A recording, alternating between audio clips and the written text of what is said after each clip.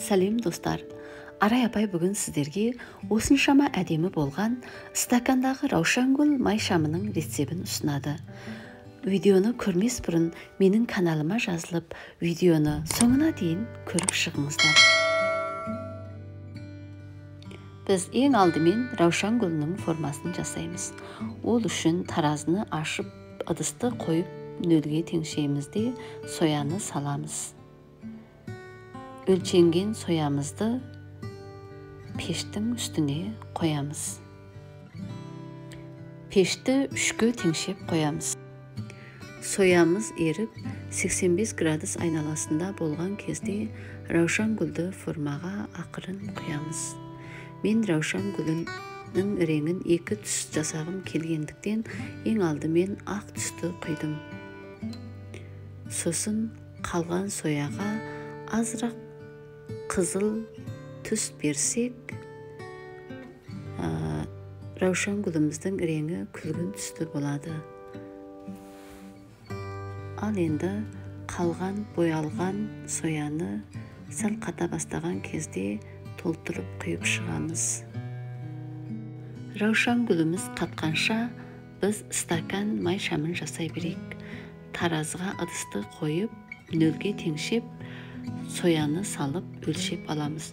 Бұл жерде арнаулы стакан балауыз шамына арналған соя істетіледі.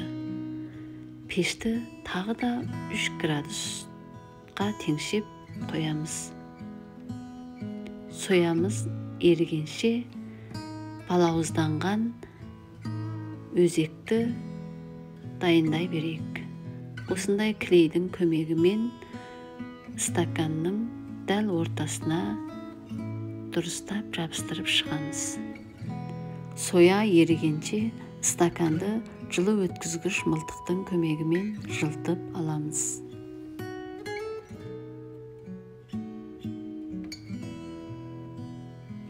Соя еріп 50 градус айналасына жеткенде ақырын ептеп стаканға құйып шығамыз.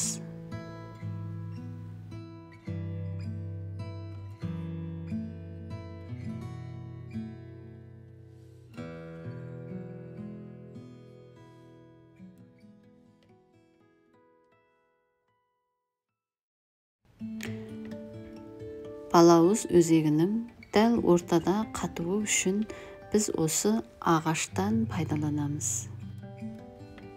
Раушангүлі қата бастаған кезде осындай ағаш шанышқыны дәл ортасына шаншып қоямыз. Себебі өзек өткізуге қолайлы болу үшін.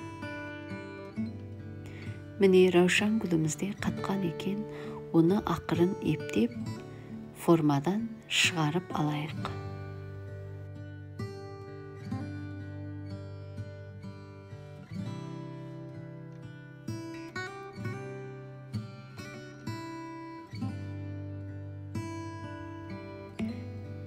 Мінеки раушангүлімізде дайын болды. Міне стакандағы соя да қатқан екен, енді ақырын ептеп жаңегі раушангүлін өткізіп аламыз. Өткізіп алғаннан кейін ыдыстағы қалған сояны құямыз. Бұл кездегі сояның градусы 45 градус айналасында болу керек. Май шамның осындай артық өзегін осындай бір заттардың көмегімен әдемілеп, орап, осылай әсемдеп қоямыз. Мінеки осыншама сұлу болған стакандағы раушангүл атты май шамымыз да дайын болды. Сіз келесі видеомда қандай май шамның рецебін күтесіз? Міндетті түрде менің каналыма жазылып, лебіз білдіре кетіңіз. Осындай май шамдарға заказ бергіңіз келсе, яки осы тамаша өнерді үйренгіңіз келсе, менің инстаграм парақшама жазылып, менімен байланыста болыңыздар.